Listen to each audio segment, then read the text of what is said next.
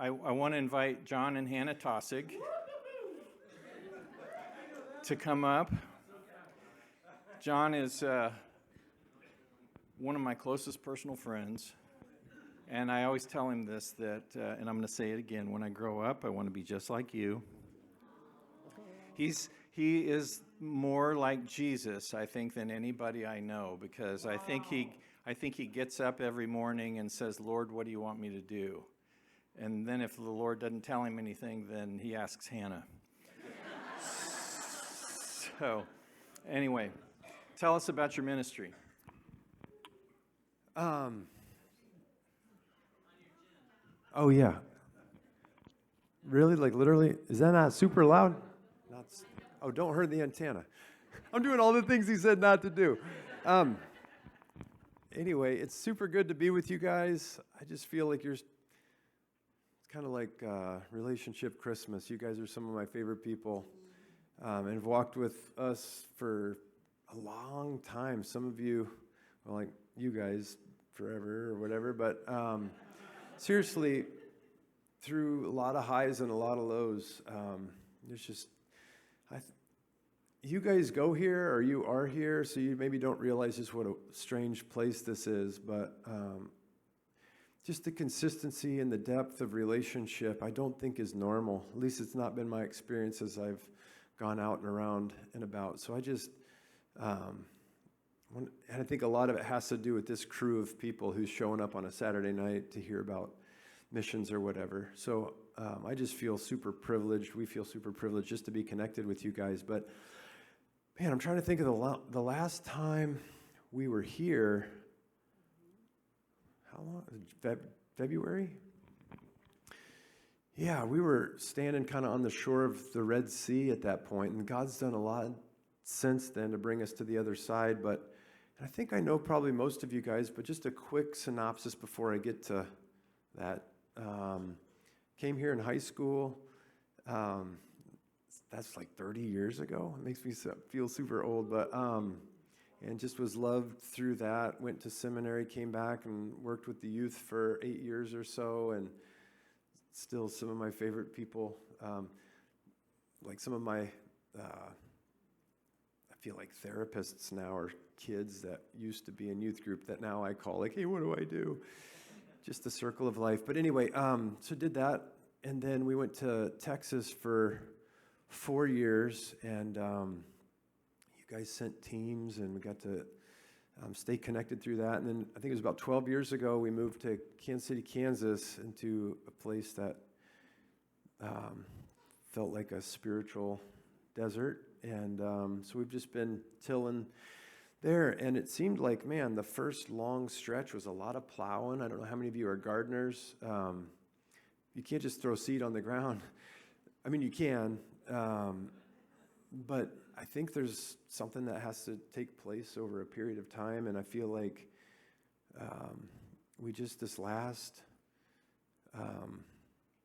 couple of years have just been crazy, just what God's been up to. So last time we were here, I think we asked you to pray about a building. We had we have a fourplex, and we'd filled it up with people, young people primarily, who were meeting Jesus, falling in love with him, and then wanting to live on mission, joining us in our mission to our community and our neighborhood. And, but then we outgrew the building, and we were like, man, my boys, Caleb and Titus here, they both went off to plant churches in different places, and they both kind of had this picture from the Lord of our neighborhood just filled up with young adults in love with Jesus, who were kind of like joining us in that mission. And we said, oh, that's sweet. But then God just has blown the doors off the thing. It's been really cool. So we asked you guys to pray. That was 8 months ago or something, 9 months ago. Anyway, and then the Lord just provided. We didn't have that, but God did. And so we got this other 7-bedroom house, and now we've got like 14 bedrooms, but now we've got like 20 people living with us. So Hannah and I were almost empty nesters, and now we have 20 kids. So it's been an adventure.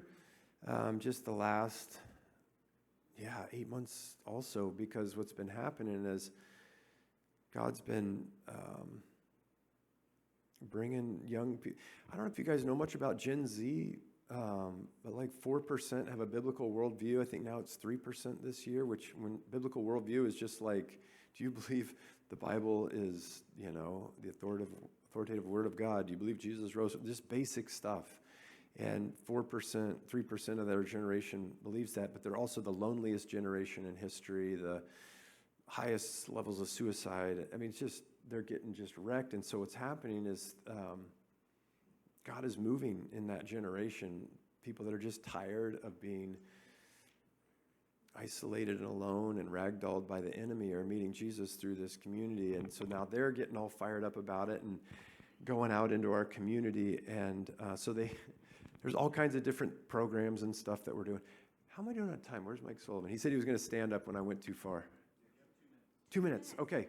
So many stories I could tell you of just kids coming out of just darkness. There's a guy just recently came out of Satanism. Like, I thought that was like just something on scary movies, but there are people that actually worship Satan and do sacrifices and crazy stuff.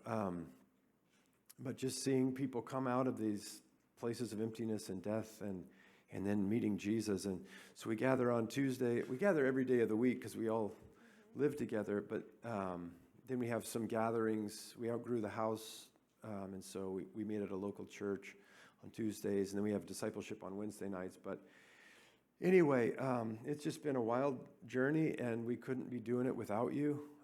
Seriously, you guys have prayed for us for so long, walked with us, sent teams, and supported us. So if there's one thing I could just ask for prayer for, it would be wisdom. I don't know. It just seems like every day is filled with impossible stuff that's bigger than us. Not bigger than the King, though, and but somehow, just needing to hear him in real time. Lord, what do we do? Here's this, we've got a young single mom,